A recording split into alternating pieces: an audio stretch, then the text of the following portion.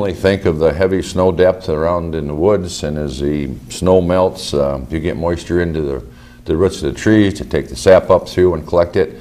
And I am very concerned about what kind of year it's going to be, not just for me, but then you also have the grape farmers, because my heart lies with agriculture. Sunny days like day before yesterday, what's that tell the grapevines? What's that tell the trees? What's that tell the crocuses in your yard? Even though it's cold, but there's no snow cover. Start growing. Yeah, as they start growing. And then the other thing is the lake issue. And, you know, my district I'm very concerned with Chautauqua Lake and the weeds and whatnot. So there's a lot of concerns we can talk about in the future, and maybe even today yet, but other than the county home. But I'm proud of my district, and these are all things that happen. And sales tax revenue, several people have asked me, you know, what is going to be, how much sales tax is going to be reduced? Right, reduced. Through not having this snowmobile season. Well, yeah.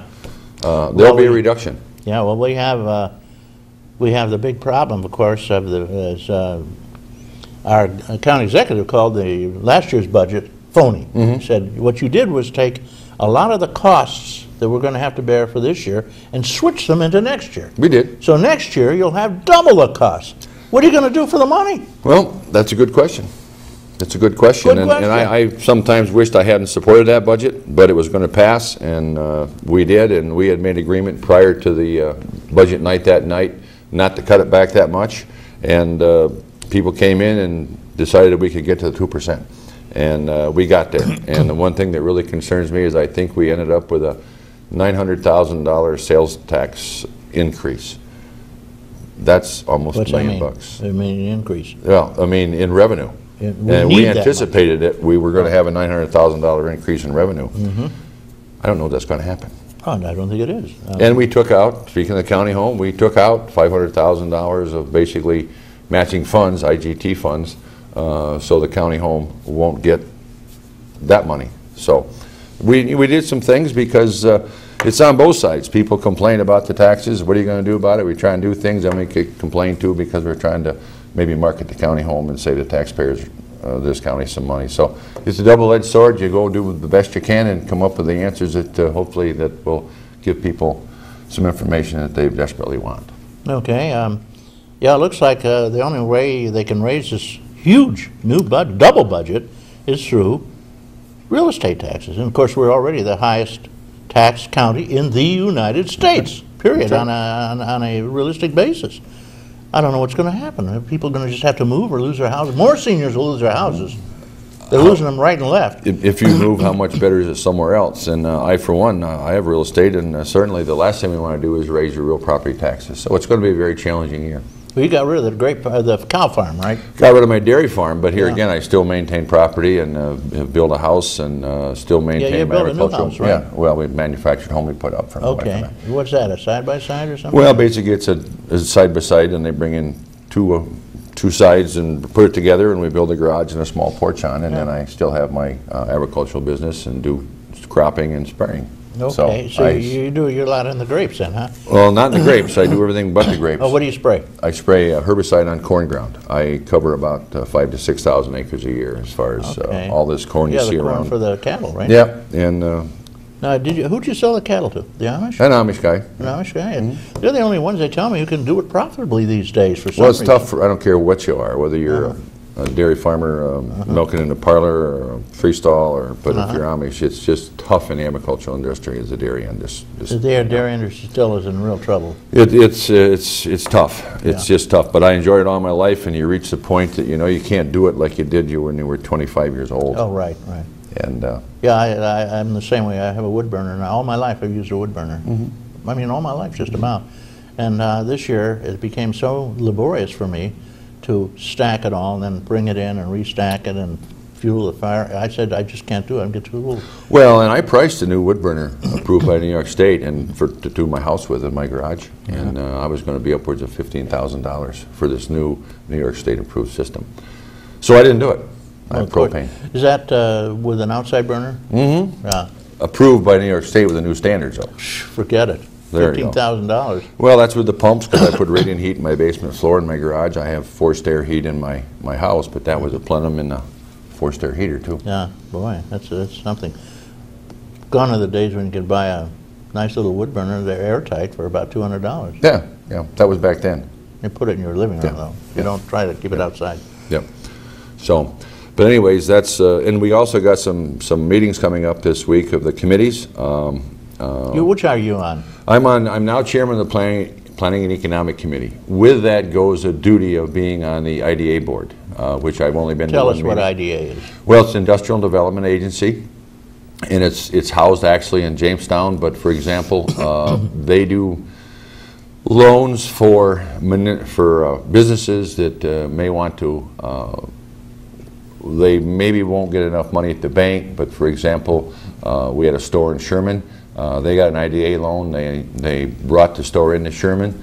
They have employees, and they've now coming back, and we provide a store in Sherman for that group. They do many loans up to $75,000. A lot of it's very confidential, but hopefully as time progresses and I get my feet in the ground with the IDA, I will be able to come back and talk in much broader ranges. It's all volunteer. I'm on that committee because I'm chairman of Planning and Economic. And Bill Daly obviously is the head of the IDA department for the county, and there's a group of volunteers here again that serve on the loan committee. And for example, we just made a significant loan to Southern Tier Brewery. That's a nice showcase for our county because they've done nothing but expand the facility. Nothing like beer. Well, we won't get into that either way. I don't want to get you started again. But there's a story where Southern Tier beer continues to be in demand across New York State, and it's been really something that here again the IDA has worked with. So hopefully that's, and Cisco. We were talking before the show that Maplevale moved into the Cisco building in Jamestown. They deliver a lot of food locally, I know that. And I know the IDA helped with that. So here again, a lot of stuff is confidential, but a lot of stuff, there's a lot of good things still going on in this county. And here again, as I said before, there are jobs out there. And sometimes you just have to go out and go after them. And for some of these people, you got to make sure you can pass a drug and alcohol test to get the friggin' job in the first place. Yeah, I know. When they have both of us on, it's funny how TV does tricks. If you're on the right side, you always seem smaller than you really are. You notice? Well, you are smaller. My lord, you are smaller, aren't you? What a difference between you and me. Maybe you need a taller chair. Well, I can still say you're a big man in the legislature. Well, yeah, I guess. And incidentally, I have to just recapitulate on one thing. I had the minority leader on last week, who is Lori Cornell. And I had Jay Gould, who is Goulding, who is not a railroad man, but he is the leader, chairman now, a position you held for quite a while. Yeah. And now I had Fred Croscott on, and I asked every one of them, what are we going to do to raise all this money that we're going to have coming up for this new budget? It looks like it's only taxes, and every one of you had the same reply. Raise taxes. Nope, I don't know. Well, the only alternative is the only alternative, of course. Well, is to raise taxes or look at what you can consolidate. Yeah. And here again, I bring up the county home. We've got to address the financial end of it and why we're losing the money. And you and I talked earlier about some of the information financially isn't available. I find that probably not quite correct. That's not to me. I never looked for it, but I was told this by two different people. I think we got 6 minutes left. In this proposal that went out, and here again, I just got this week in the legislature, that is the offer memorandum for the county home. There is some financial data in here. That just came out, though. Yeah, that just came out this week along with it. So you can't blame them for saying we couldn't get anything. Well, I'm not sure the information you really want is all in here, but I know the budget's public information, so I would encourage, and I think this committee will bring a lot to what we're trying to do. Okay, well, because I don't care if it's my wife or Reed Powers, people want more information. And their avenue that the legislature took is to form this committee. I only hope it doesn't turn into be a real fiasco. I agree with you. I hope it's not. Yeah. Okay, Fred, getting up to some of the other little things that I hear about, people call about. Sure. There was a proposal in the legislature to limit the hunting to within 1,000 feet now of cars. It's 500 now, which is of any road or any house. And the conservation clubs are telling me this would basically ban all hunting in the county, because everywhere you hunt, is within 1,000 feet of a house Yeah. or a car, of cars. That's true, and that's a proposal that was put through by Mr. Duff. So far, it hasn't gone anywhere. He's the one who's tough. Yeah, well, he hasn't, he's put it through and it hasn't went anywhere, but bear in mind, folks that are listening, this whole proposal of the rifles will be looked at a year from now. Give it some time. The other thing, you realize we've been hunting with the rifles on small game for years. Hell yes, and it's never bothered anybody. And it's been in all the rest of the country, excepting for Chautauqua County. Exactly. So just respect landowners' rights. If you took that 1,000 feet from places, there may be a 20-acre block that you couldn't hunt that you used to go in there and hunt, just because it's such a large area and there are houses there. Yeah. And so I think that's not going to go anywhere. But okay, well, I'm glad to hear that, because that's my opinion. That's what everybody's saying. It's kind of almost insane. It would ban hunting most of the county. True. And again, your point is well taken. I've heard that one before as an argument for not being scared to death by rifles. They've been using rifles for small game for years. Oh, yeah. And incidentally, 30-30, Yeah. you could use Yeah. anything, And one thing you haven't brought up yet, and we have 4 minutes left, is there is a proposal up this week to set up a redistricting committee. As you know, we need to get down to 19 members, and it says 19 or less, but I think it'll end up at 19. That's what I'm supporting. And there is, if it takes an independent committee to get this thing through, I'll go along with it. But as you know, I was very involved a year ago. We thought we had an agreement. We didn't. The only thing that I'll stand firm on is no less than 19, because here again, many of my constituents say, Fred, we like you. We like the number 25. We don't feel it's a problem. You show up to meetings. You answer our questions. But we will end up at 19. How those districts are set up remains to be seen now. Obviously, we'll take a look at them. This committee will take a look at them, and they'll come out with a recommendation by June. And let's hope that you don't lose your seat. Well, you run wherever you have to run. I enjoy what I'm doing. I like to think I make a difference. So we'll see where it goes. On the other hand, if we have some people we know aren't running, maybe we should look at those districts.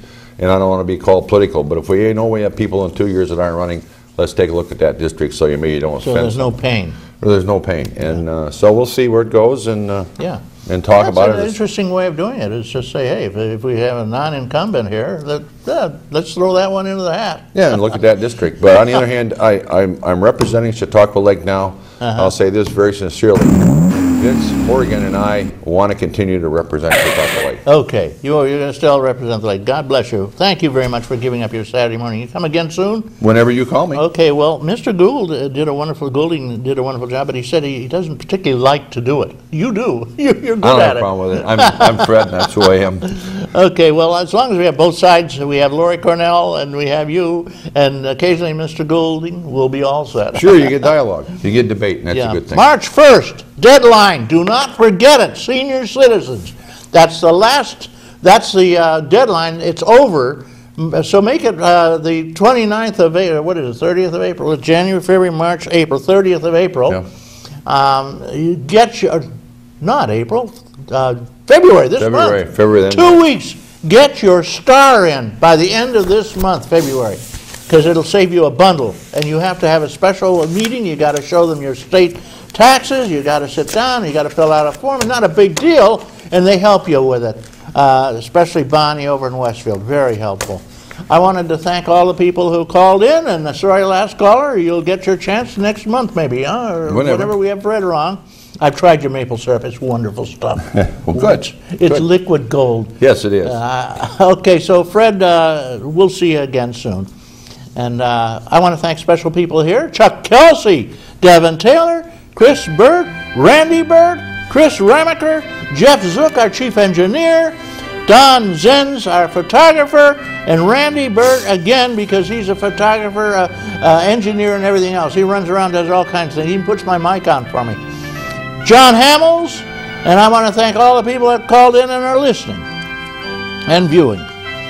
Get out there, give your sweetheart a Valentine's gift, a card, anyway, try to make it by hand, and get out there and love and dance and sing and play in the snow. May all that is proud and true and noble. I'm Reed Powers.